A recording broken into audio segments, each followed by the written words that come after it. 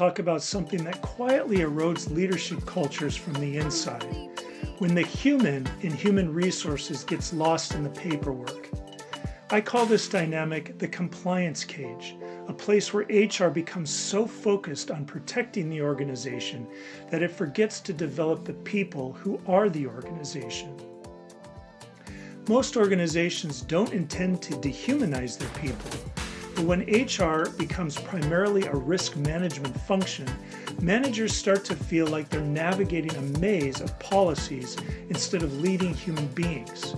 And employees feel like they're being processed rather than developed.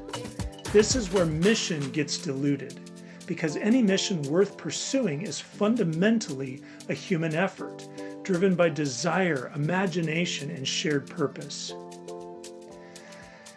I read the book by Charles Dickens, Hard Times, and it's remarkable how relevant it still is today, over 150, 160 years later. Dickens critiques a world that reduces people to units of production.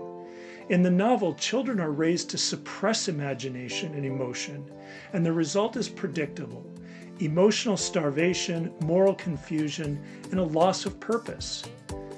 But Dickens also gives us characters like Sissy Jupe and Stephen Blackpool, people who embody empathy, loyalty, and moral courage. They remind us that human flourishing doesn't come from efficiency alone. It comes from love, imagination, and relational depth. Our modern organizations face pressures Dickens couldn't have imagined: globalization, complexity, multicultural teams, and rapid change. And HR sits right at the intersection of it all. But when HR responds to complexity with more rules instead of more humanity, the compliance cage forms. And here's the truth: compliance matters, but compliance without formation becomes a barrier to mission. Compliance integrated into a people-first strategy becomes a catalyst for mission. So the question isn't, do we need HR? The question is, what kind of HR do we need?